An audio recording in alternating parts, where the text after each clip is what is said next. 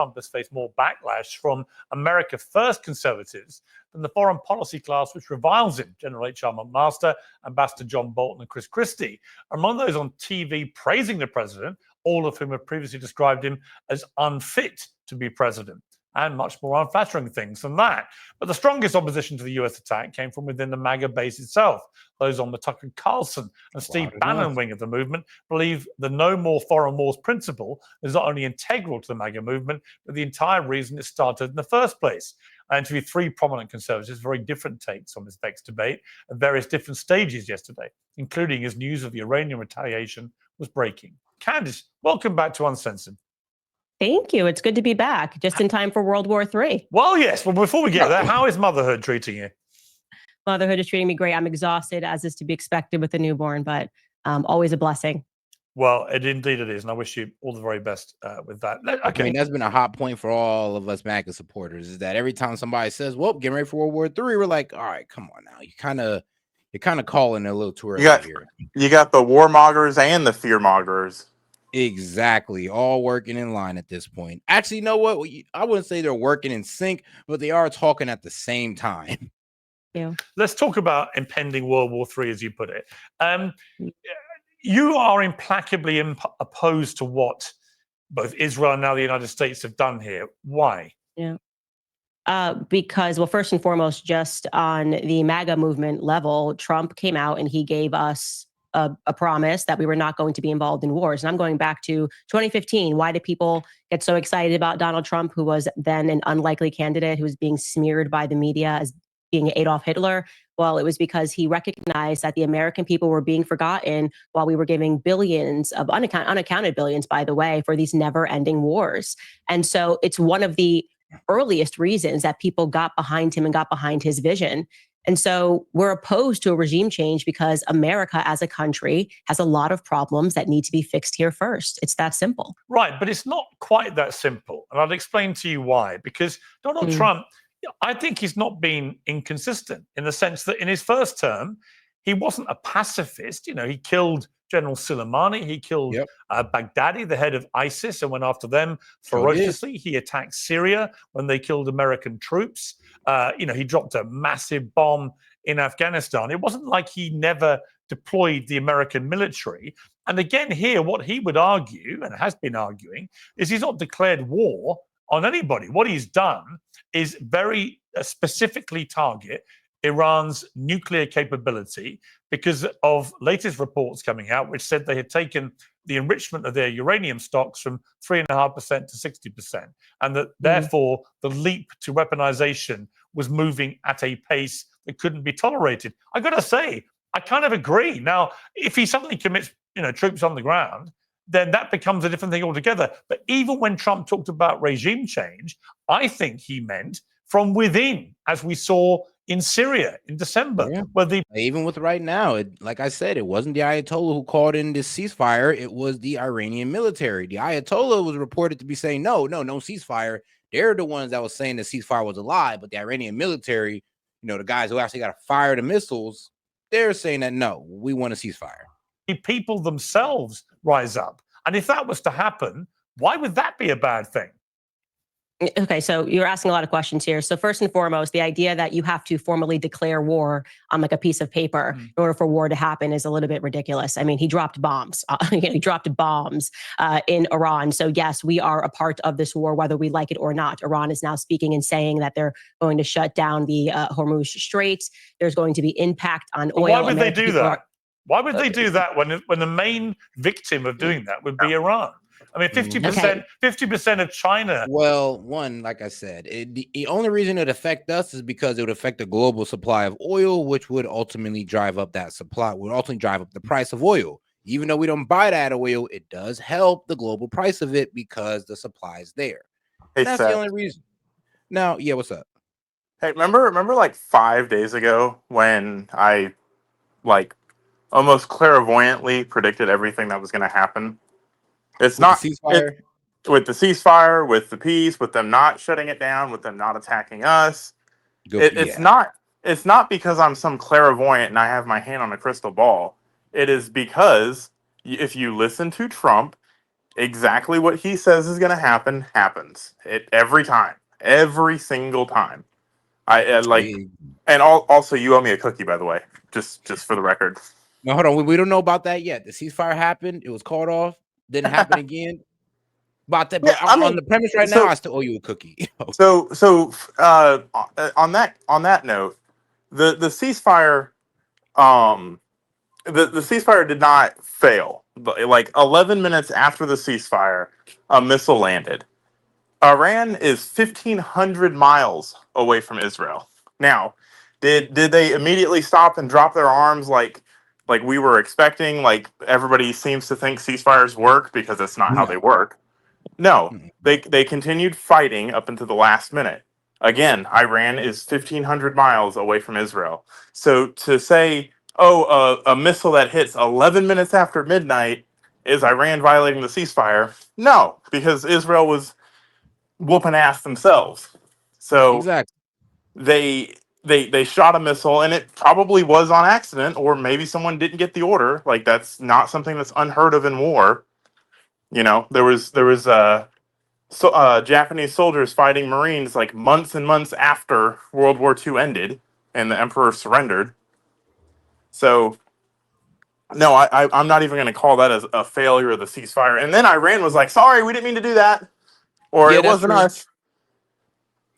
Yep, that is very true. Now, I actually wonder how is how Israel takes us at this point, because everybody's seeing Israel as the wild card right now, which is and that's what I was about to say. Israel was trying to take that as a look, they violated the ceasefire on everybody on the world stage.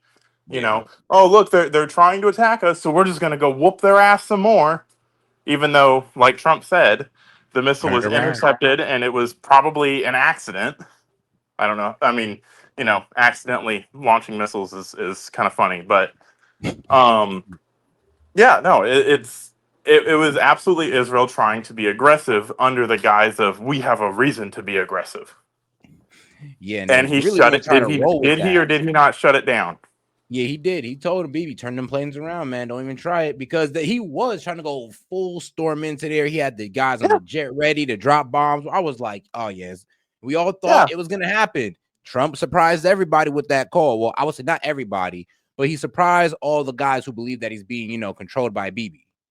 Yeah, no, he's absolutely not. I mean, he's gonna do whatever he wants to do. That's the end of it. Like he even put up a poll on his True Social. He wants to see what Americans are thinking. And it was like 50-50. Should we use military action in Israel? And it was like 50-50, yes and no.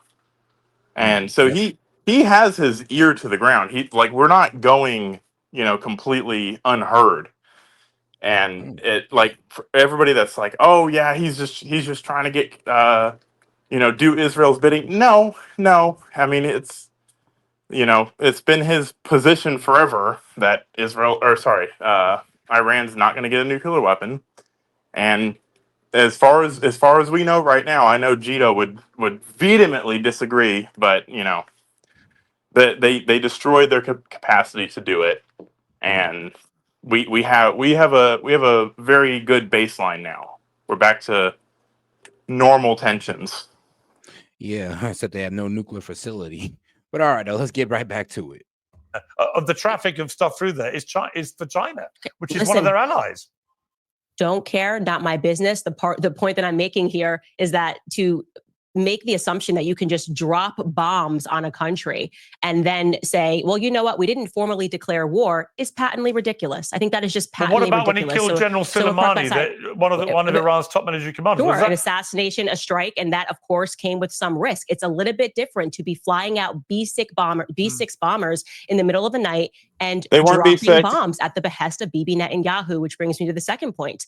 The reason that America wants a regime change in Iran is because Bibi Netanyahu is demanding it. And that answers the question as to why there is this split in the MAGA movement. What we are seeing right now is the infiltration of Israel first people, the neocons, people who have always wanted never-ending wars, and the people who have recognized that following Israel's foreign policy initiatives has led to America being on the decline. And so that's where I stand. I am with the MAGA people who grew up, I call us like, Generation 9/11, who were told that America was going to be rendered safer, cleaner. All we had to do was agree to go to, well, ironically, I mean, I'm gonna be real with you. That's the main reason why a lot of people was jumping off with Candace, because it looked all too familiar.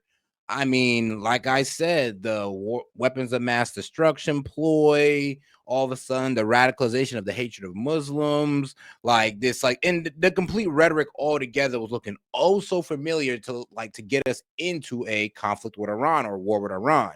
Now, I'm happy it didn't go there, but Candace does have a point that shit was looking a little too familiar. War with Iraq because of what? Is this after today? Like when was this interview done? This was actually done after when Trump made that announcement and all that. So she's still going around and doubling down on her bullshit. Still, she's not backing down. Still.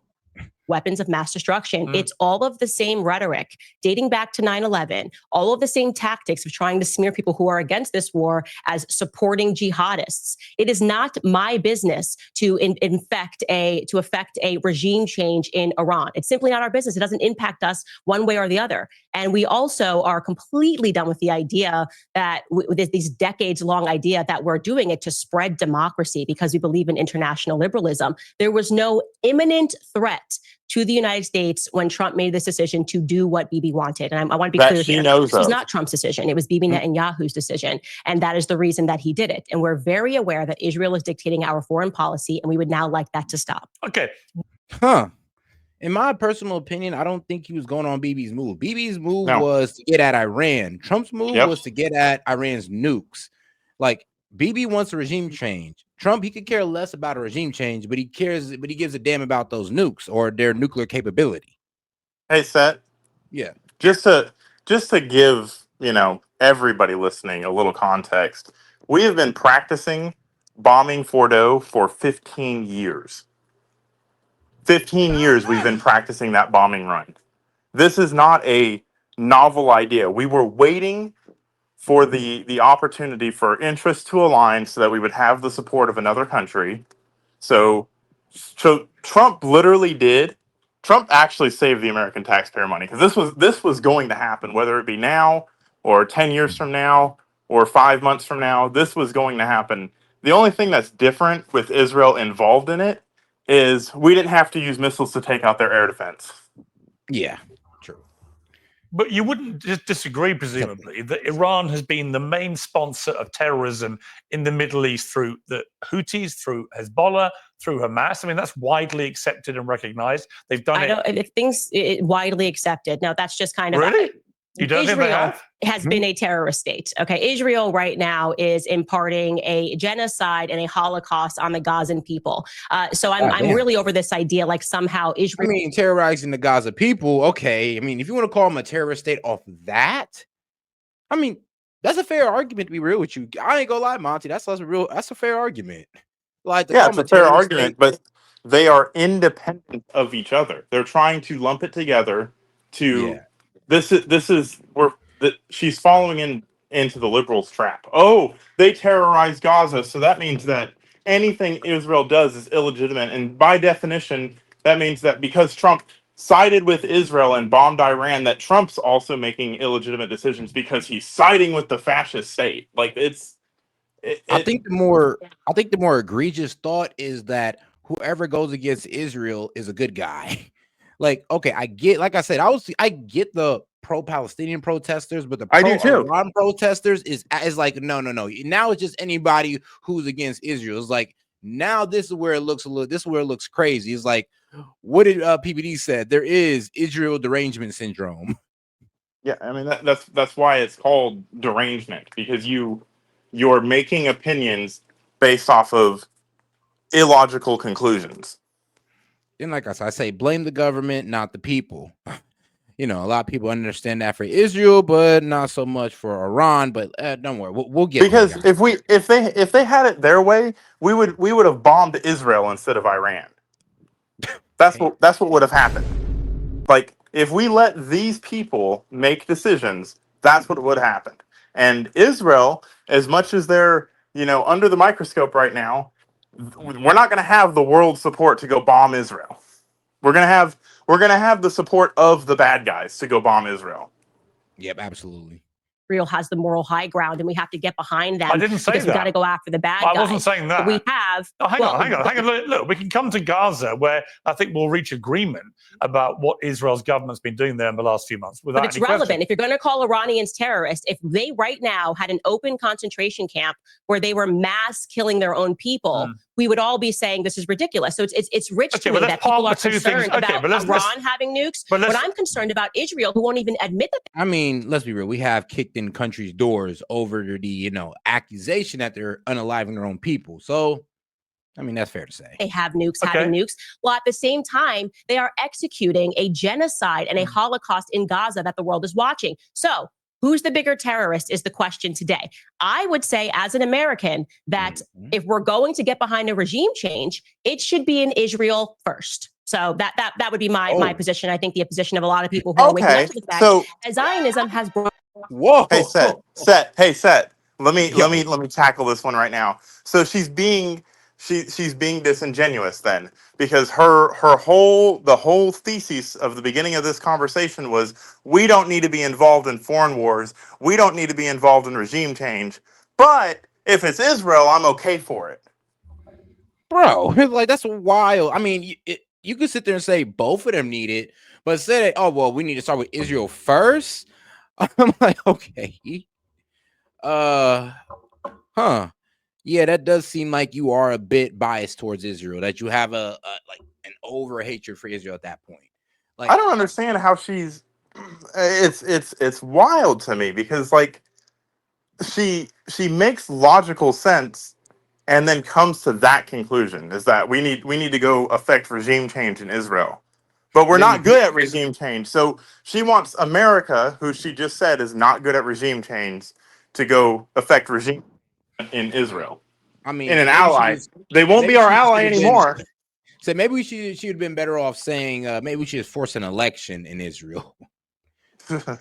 Maybe we can force election in Iran as well. You never know. The impossible could happen, right? Brought us nothing but grief in America. Can you name one positive thing that Zionists have contributed to America? That us fighting these perpetual wars on behalf of Zionism has contributed to America? But can you also recognize that Israel, placed where it is as a tiny thumbprint in the middle of a region where you have massive countries full of a lot of people that want to wish them harm, and in the case of the terror groups like Hamas, Hezbollah, the Houthis, actually want to get rid of Israel and all Israelis altogether.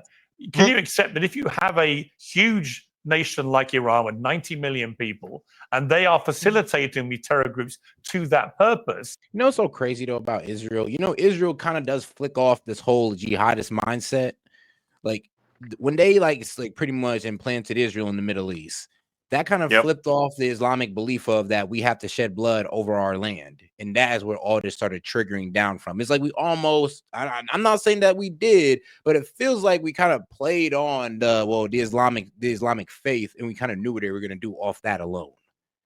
Yeah. Because also, I want to take a step back.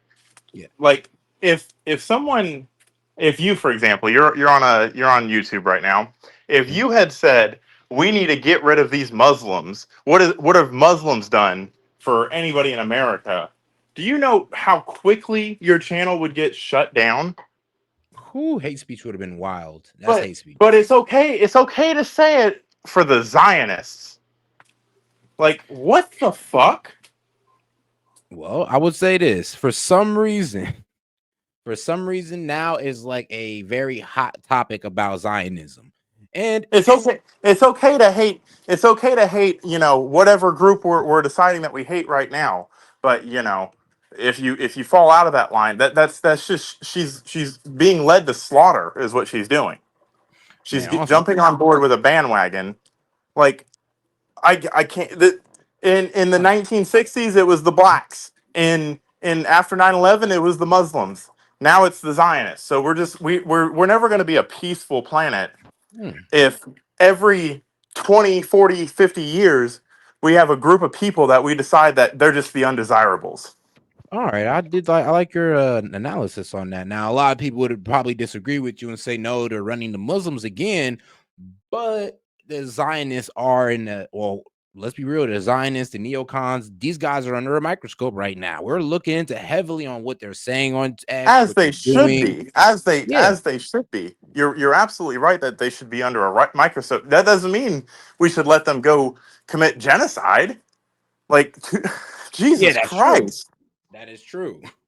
But out of all these groups, though, there's only one committing genocide right now. So this is where Candace, like I said, her honing in on Israel is very it's hard to debate it sometimes because Well, it is. It is. It's she's very not easy. wrong. She's It's not very. wrong. It's very easy to debate it. You think so? Without calling her when name, you when you when you do the whole, this whole group of people are bad and we need to get rid of them, and apply that to any other group of people. Hold on now. She didn't say that now. She did say the regime, not just get rid of Israel. No, she used Zionist. She used Zionist as a noun. All of them. Yeah, all of the Zionists. Now, let's be real. There are some Jews who aren't Zionists. That's fair, but we know what she means. Maybe we'll have to. Actually, let's keep it going. Let's wait for further clarification because you're right. We kind of need a further clarification on what she's honing in on. Is it the Jewish people or just the ideology of Zionism?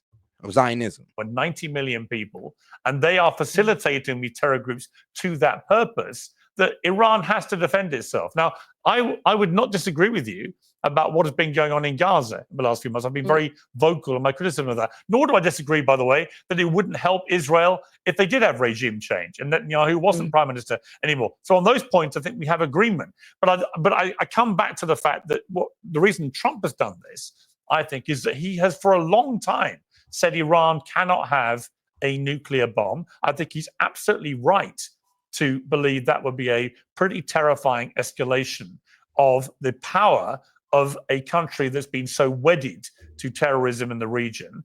And I think he took the action for that reason. So I don't really agree that he's only doing it because Bibi Netanyahu wants him to go along and do it. I think he's doing it because he believes it's in America's strategic interest that Iran does not have a nuclear weapon.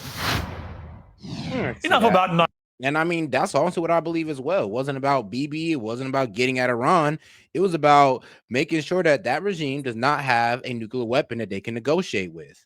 Not to mention, Set, it's not even like, let's just say, for example, that Iran is not, crazy, which they, the regime is. Let's just now, as soon as they get a nuclear weapon, now they get to dictate what the hell happens. Now they can close the Strait of Hormuz if they want to. Now they can affect, the world economy if they want to. And you want that to be decision-making factors in how much you pay for gas? Do you want that to be decision-making factors in how much it costs to ship things? Because like if you close the Strait of Hormuz, they have to travel 5 times longer, and it's billions of dollars more expensive. So you want lower prices?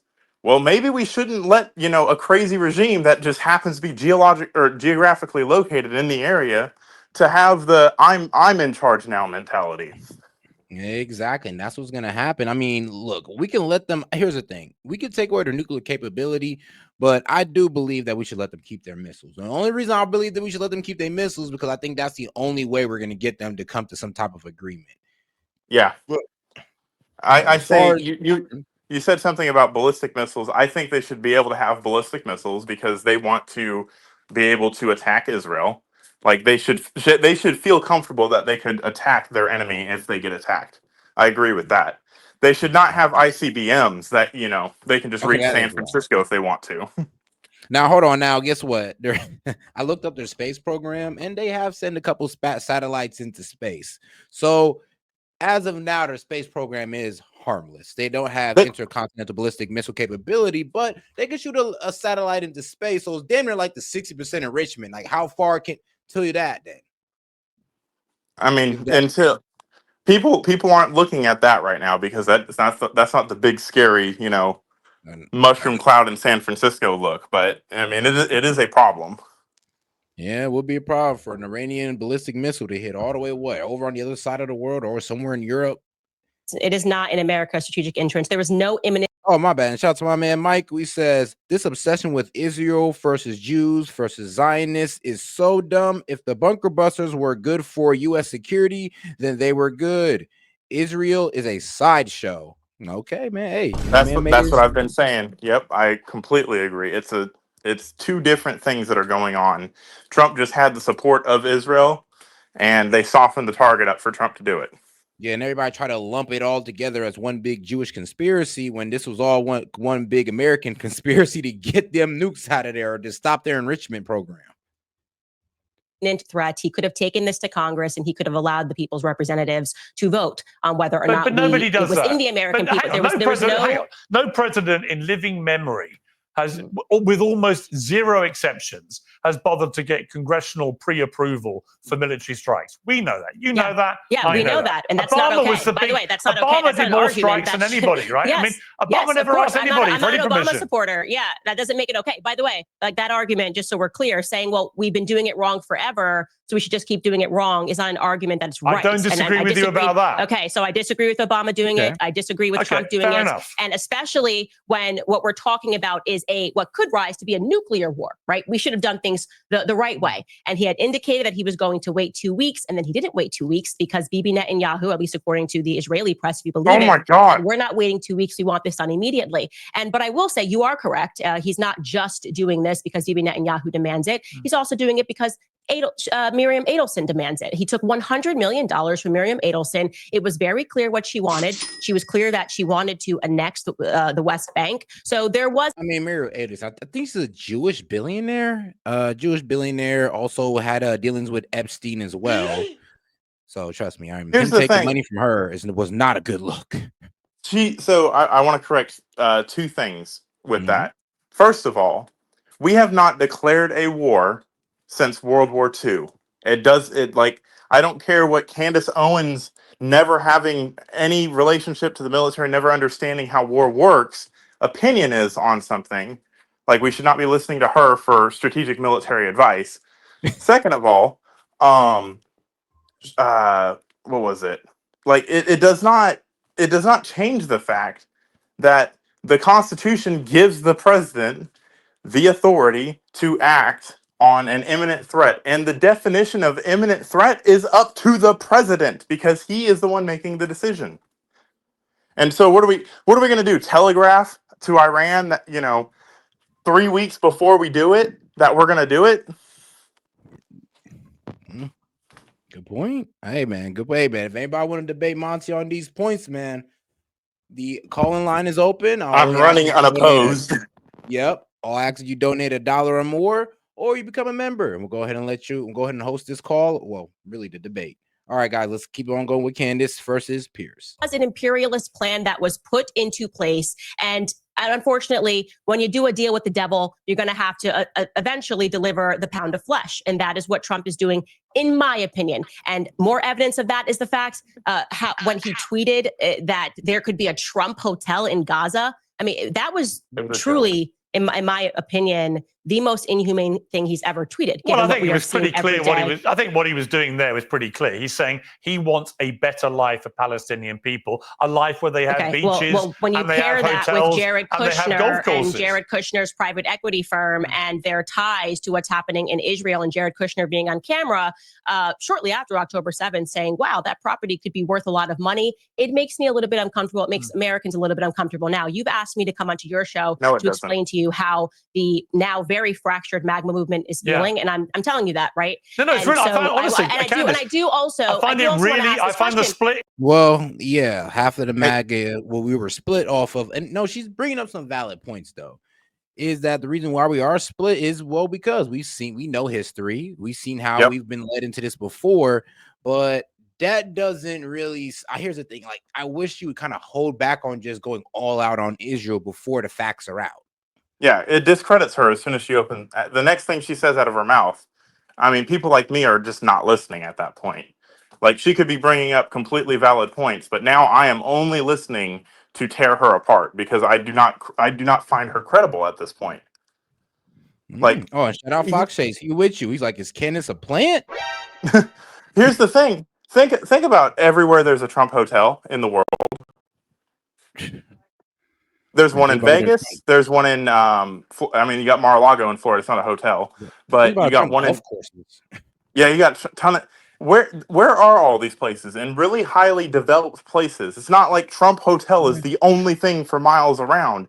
He is saying he wants an environment where he can fucking drop a hotel akin to Vegas or New York City. Yeah, like, pretty much. Let's be real. He was pretty much saying, "Look, maybe we could turn Gaza into like a Dubai."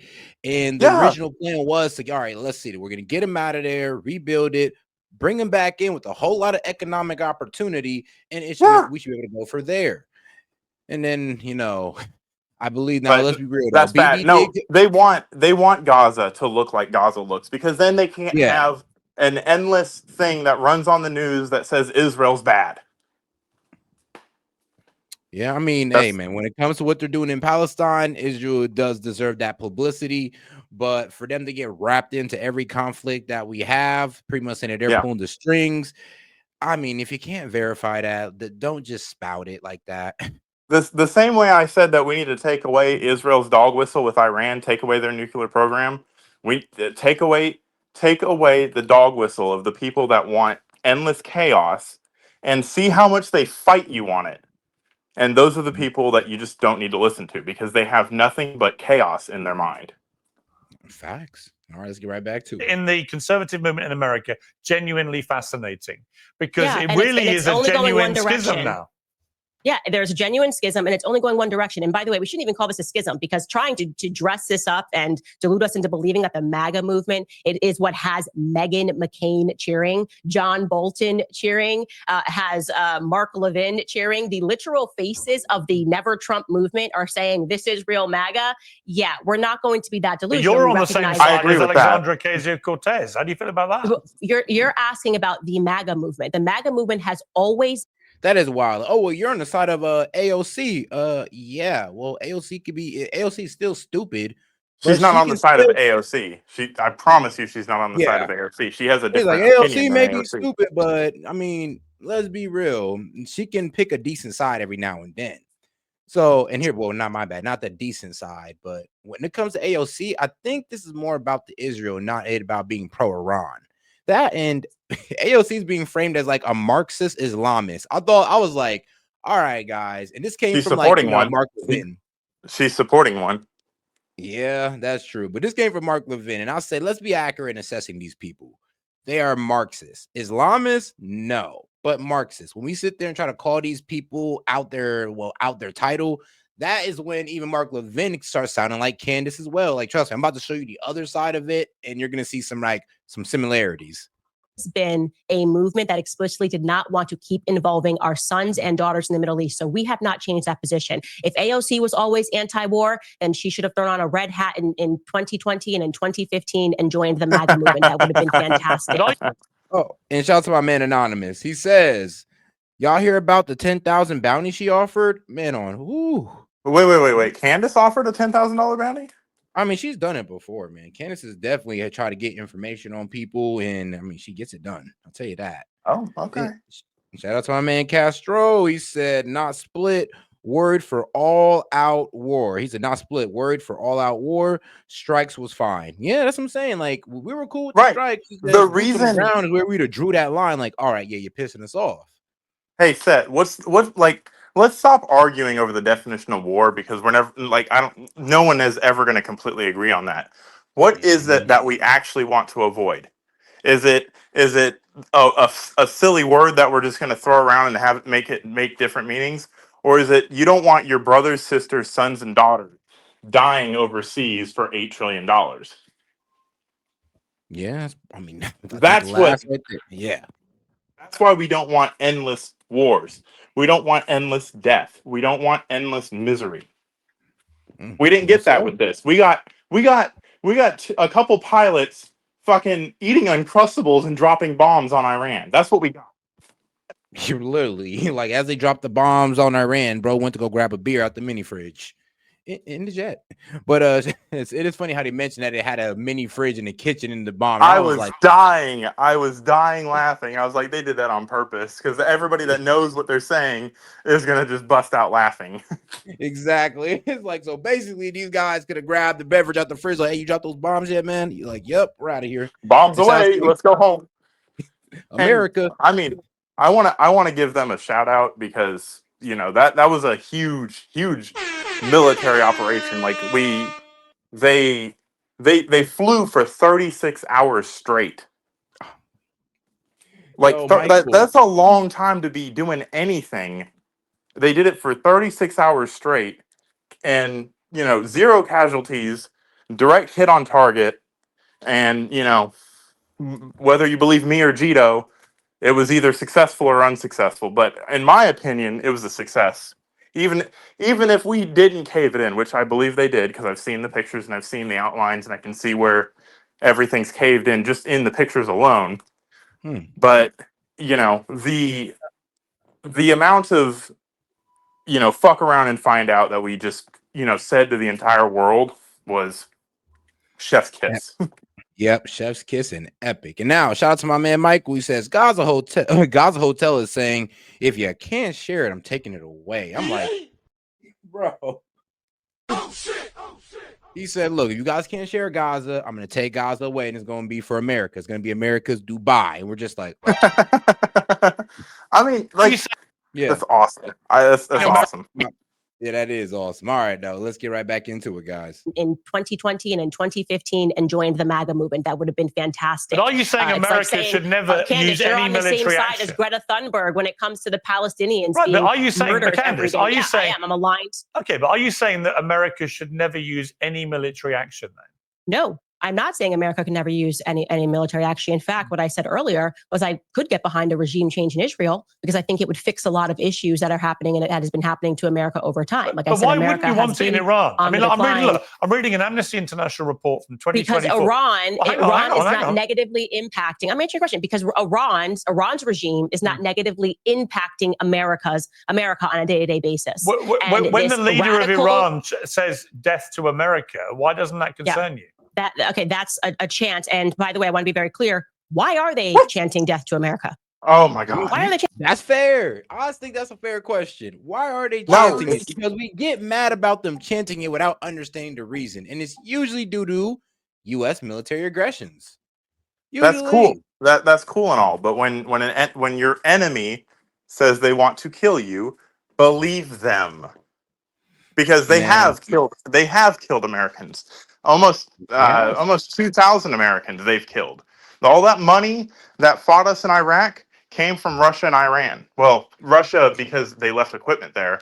Look, but when I hear them say that, I just think that the feeling is mutual, and I can't even be mad. The feeling's not mutual. I don't want to kill Iran unless they want to kill us. I mean, there's guys in the chat that says fuck Iran and Muslims. I mean, let's be honest. The feeling is mutual. We may not feel that way, but there is a large consensus of the American people that have that F Iran spirit or the F Iran and Muslim spirit.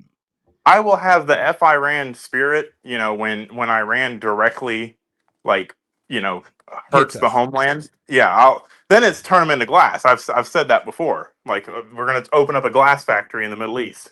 Respectfully. Chanting that. That's kind of a random thing. Like I don't wake up one day and go like, dead? But why are they specifically chanting as opposed to saying, I don't know, death to China or death to Russia? What is it specifically about America? Well, they say death to America, death to Israel, death to the United Kingdom, actually. Oh, okay. Death to pretty much anyone that wants to stand up to could have had something to do with our actions in the Middle East is why I'm saying that we need a change in foreign policy. And maybe it has something to do with just like killing 1 million Iraqi civilians, okay, because Bibi Netanyahu got on a congressional stage and said there are weapons of mass destruction, and we took that to the bank and there actually were no weapons of mass destruction, so we just killed 1 million. It could have something, I could be crazy, it could have something to do with our actions in the Middle East. The fact that we have 2,000 troops stationed in Syria right now under the guise of saying that we're fighting ISIS, while at the same time we know that Bibi Netanyahu funded the Al-Qaeda adjacent fronts because he wanted to overthrow Syria, and they again expand their borders, immediately take on territory and sell us absolute nonsense. We're talking about funding Hamas. Bibi Netanyahu funded Hamas. There is footage of Bibi Netanyahu saying this stuff on camera. So it's just so ridiculous to me to pretend that they're in some predicament, that they may be eradicated soon, which is why they have to keep funding all of these terrorist groups and then pretending that they're victims of terror, when in fact they are people that are imparting it worldwide. You know, I just think that, like I said, Generation 9/11 has grown up, and I think that our eyes are very clear here, and we recognize that our relationship with Israel has become increasingly problematic, and it always was problematic. So I'll again ask the questions, Piers. I'm asking you because we're having a conversation. Yeah. Name something positive that our Zionist AIPAC foreign policy has brought to America. Well, I think the positive side of, if you want an answer about that, is that America has been Israel's steadfast ally because it recognizes as a country that Israel has been under an almost unique, multifaceted threat on its border for a very long time from people that want to destroy it. And you know that you may not see that as a benefit, but Israel has been very supportive to the United States in many ways. Right. So why shouldn't America? I just want something concrete that has been benefit. Like, we got better in America in this way. Just name something. Wow. Gas prices, just something that the average American can relate to. Well, you're not going to have a correlation between Zionism and gas prices in America. Of course, you're not. No, I'm just obviously giving you an example. Just tell me one thing that tangible benefits. Because what your argument here is like, well, you get a pat on the back and you can say that you helped this country, which was formed in 1948 by pretending to be refugees, if you will, and being invited into the homes of Palestinians, the horrific stories of what happened. Pretending to be refugees. They were people fleeing a Holocaust. Let's be clear. What? Let me finish my statement. What do you mean pretending to be refugees? All right, hold on. Well, Monty, you got some disagreements there? Pretending to be refugees? They were Holocaust survivors. No, they weren't refugees because Nazi Germany was knocked over. They were Holocaust survivors. So she's right that they weren't refugees because, you know, there was no active threat against them anymore. But it was let's, you know, not have them try to get eradicated again. So we don't have to fight a giant fucking world war. I mean, yeah. Let's hopefully they're not the ones throwing us into it, though. But all right, guys. Yeah, I mean, absolutely. All right, now let's get right back into it. Is that America has been Israel's steadfast ally because it recognizes as a country that Israel has been under an almost unique, multifaceted threat on its border for a very long time from people that want to destroy it. And you know that you may not see that as a benefit, but Israel has been very supportive to the United States in many ways. Right. So why shouldn't America? I just want something concrete that has been benefit. Like, we got better in America in this way. Just name something. Gas we haven't prices, gotten into a world war because Israel is where they are. Well, you're not going to have a correlation between Zionism and gas prices in America. Of course, you're not. No, I'm just obviously giving you an example. Just tell me one thing that tangible benefits. Because what your argument here is like, well, you get a pat on the back and you can say that you helped this country, which was formed in 1948 by pretending to be refugees, if you will, and being invited into the homes of Palestinians, the horrific story they weren't of what happened. Pretending to be refugees. They were people fleeing a Holocaust. Let's be clear. Let me finish my statement. What do you mean pretending to be refugees? Let me finish my statement. When I say... And shout out to my man Fox Chase. He says, I've traveled in countries where we've never did wrong to them, but actually helped and still do. Hate us because of pure envy. I mean, you know what? That's actually true. There are some states that just hate us because we're just doing so well. But you know what? Iran is not one of those states. I'll be honest with you. Iran hates us because we try to interfere in their daily life. And to be quite real with you guys, like, I remember I was talking to this Muslim guy, right? And he was telling me the main reason why these Muslim countries really don't like us is because we try to bring their way, this is what he said, our failed way of life to them. And they see the results of it and they're like, hell no. But we still try to push it on them. pretending to be refugees and being invited into the home, you would think that these people were helpless and were going to be grateful to the people that hosted them. People like Muhammad Hadid, Bella Hadid and Gigi Hadid's father, who was an infant at this time in his mother's arms. She had just given birth. They had invited these refugees because of the goodness of their heart. And then one day they return home and their doors are locked and they are told that if you try to enter, you are going to be shot and killed. That is the reality of how Israel was established as a state. Okay, that is not a stain that you can wipe from history. Most Americans growing up actually believed what happened was Wait, so the founding Israelis were just squatters?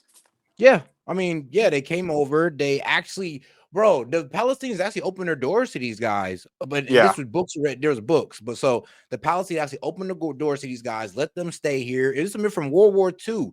Everybody felt bad for these guys. So yeah, I mean, they earned that.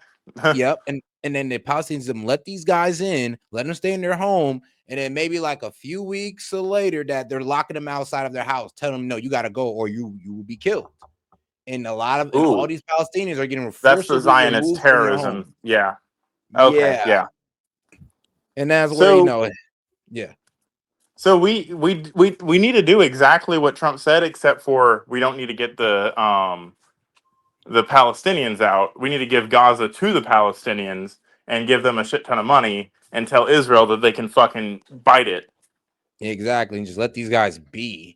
Because here's the thing, though. It's like they always do say that, oh, well, you know what? We blame Iran for supporting Hamas, right? Yeah. And they did. But you want to know who also supported Hamas? Bibi. Israel. Yeah. Yep, exactly. Bibi. We need to, I think we need to completely separate the Israeli government from Israel, because it sounds like the Israeli government is run by the Zionist terrorists and the Israelis are just there. Bro, their finance minister, Smotrich, just came out full ballistic. Hey, nah, we want ethnic cleansing. We want Gazans out of there. That is Jewish land. I was like, oh, okay. So, I was like, yeah, there's some extremists running their government right now. Yeah, it's not Jewish land. If you, in my opinion, as a culture, if you leave the fucking grounds and leave it uninhabited and go away, you don't have a claim to it anymore. Oh yeah, and shout out to Fox. He says Iran hates us because we intervene in their agenda. Nah, I mean, you know what? To give you a counter argument on that one, I would say nah. It's because they don't trust us to not get in the way of their way of life, and this is what I mean, right? Because don't we try to push like gay? Don't we try to push like LGBTQ, women's rights on these guys and all that good stuff? Like we try to push a lot of Western ideals on these guys. And not LGBTQ, but like women being able to go to school and like basic women's rights and all that. Human rights, like things that we see as human rights, and the rest of the world. So in that sense, I don't. Again, let me preface this. I do not think that America is the world's police force. I think Trump just turned into the world's dad, but I do not think that that's our place in the world. However, there is a set of, we are we have evolved as humans to not be like that.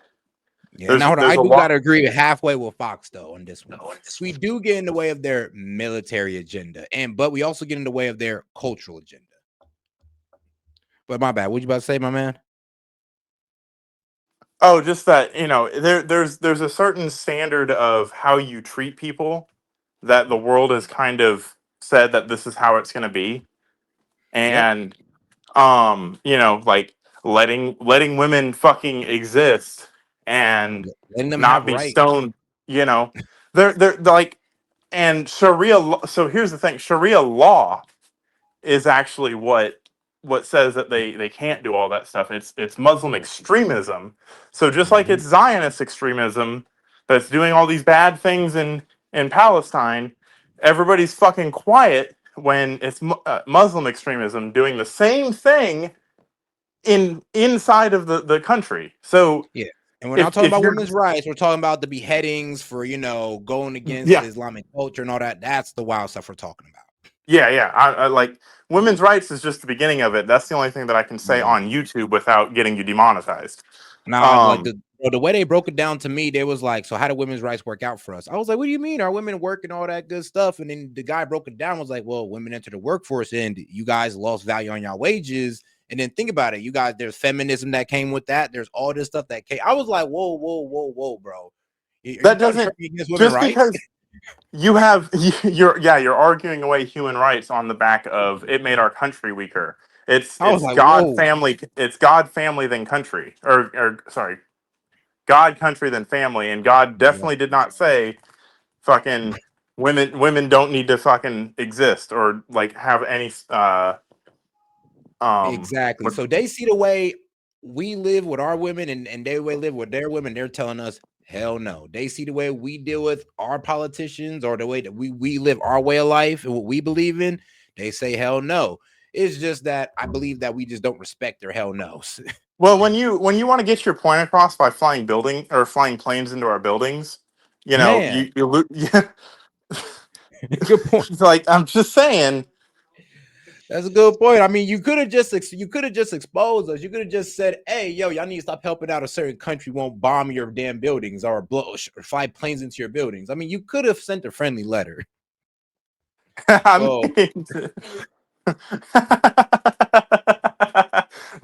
They sent that shit fucking express mail.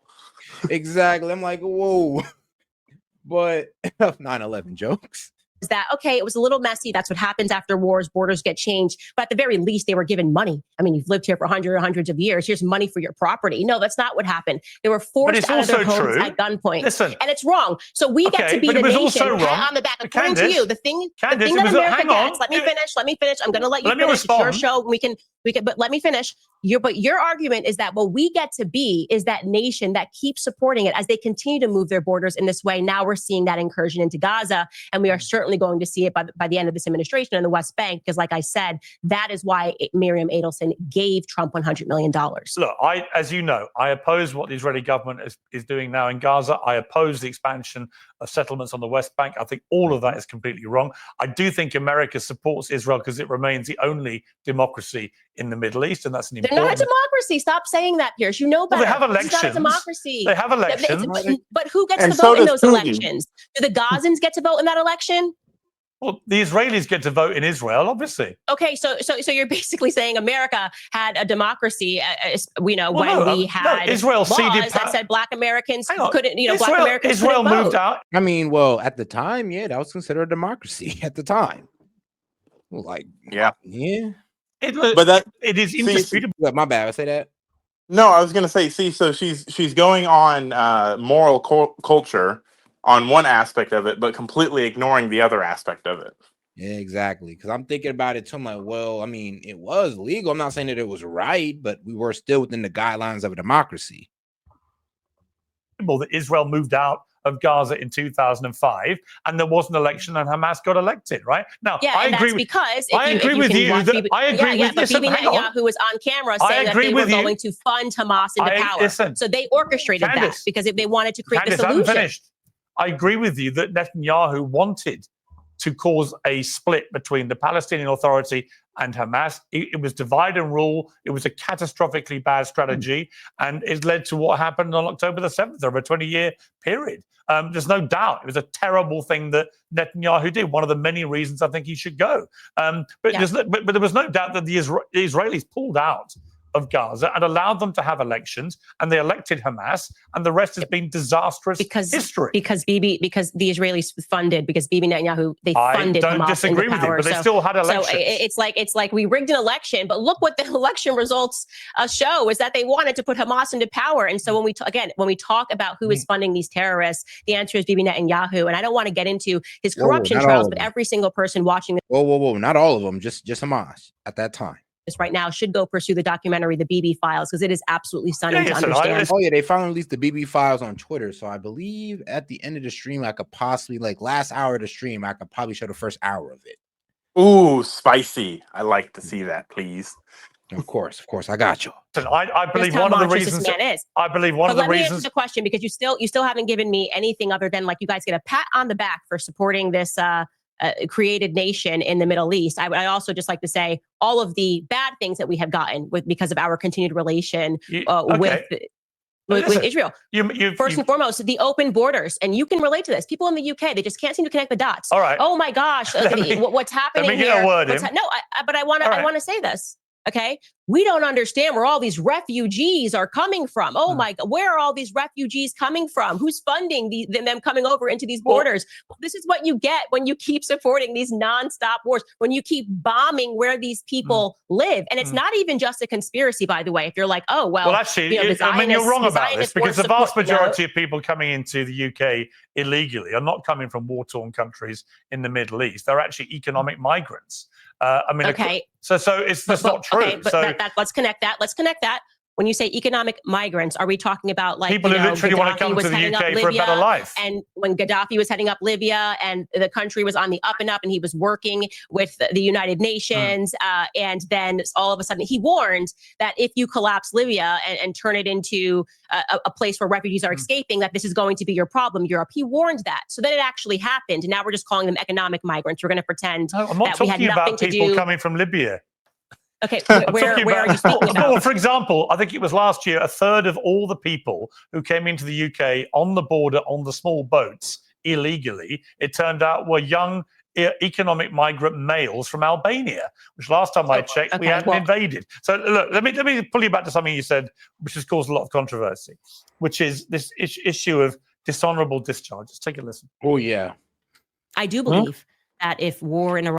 Look, check this out. She called heat for a dishonorable discharge, which was honestly, she was talking about desertion, because a guy was pretty much super chatted in and was like, hey, yo, what happened if, should I even go to war if we actually go to there? Should I just, get dishonorably discharged? I'm like, whoa, you're in the military saying that? I'm like, dog, you're already in the military. That's desertion, I believe. So here's how that works. All right, perfect. So dishonorable discharge is a felony conviction. It can be for anything. You have to be convicted at a general court martial, which is basically a trial, and it is as if you were convicted of a federal offense. So you lose rights as an American. Actually, you lose your gun rights, you lose your voting rights. So it's a huge deal. Desertion can get you dishonorably discharged. It's one of the things. The whole UCMJ can get you discharged or dishonorably discharged. All right. Thanks for explaining. Yeah, it's one of the laws. It's an article of the UCMJ. So they're not two separate things. One's just a result. One, like, pretty much desertion will be your result would be getting dishonorably discharged. Here's the thing, though, Seth. Desertion during a time of war can get you shot. Like, execution is the punishment for that. Because it's akin to treason. Yeah, I'm gonna be real with you. I don't know where you go. You could be going to the other side, man. You could have got turned on us. Yeah, I'm not gonna lie. I would probably have to put one in you too. Like, yep. America has had the first casualties in the Iraq War were actually friendly fire from people that threw grenades and claymores into tents of American soldiers that were on the ground. Those were the first casualties in the Iraq War. You can look it up. And they just didn't want to be there. They were crazy, and that's what they did. And they were extremists too. Okay, so not really traitors, but they just lost their minds. A little bit of both. You said, which has caused a lot of controversy, which is this issue of dishonorable discharge. Let's take a listen. I do believe that if war in Iran is on the agenda, and that appears so, get dishonorably discharged. Who cares? Bruh. Who cares? Why should you go die in a foreign land? You now have the benefit of 2020. You can think about those men and those women who died because they were pitched that they were serving their country because there were weapons of mass destruction, right? They were serving their country because the Taliban, they were serving their country, whatever. And these people gave up their lives. And ask yourselves, for what? I want to not correct something, but I want to put a little bit of, the devil's advocate, because we've just kind of accepted the precedent that there were no weapons of mass destruction because we didn't physically find any. There is evidence that there were weapons of mass destruction in Iraq. They were moved out before we got there, and they were taken to Syria, and that's what Gaddafi was using in Syria and Libya to gas its own people. Like there was, because there were in the Syrian civil war, there was sarin used on those people. So it's not in my head. Like I agree that we didn't find any weapons of mass destruction, but there it's not just an open and shut case that there were no weapons of mass destruction. That's true. We just didn't find it. But that's the problem, though. Is like, shoot, if we're gonna say something, we're gonna put trillions of dollars and lives on it. I mean, they should have been desperate to find it at that point. But hey, I mean,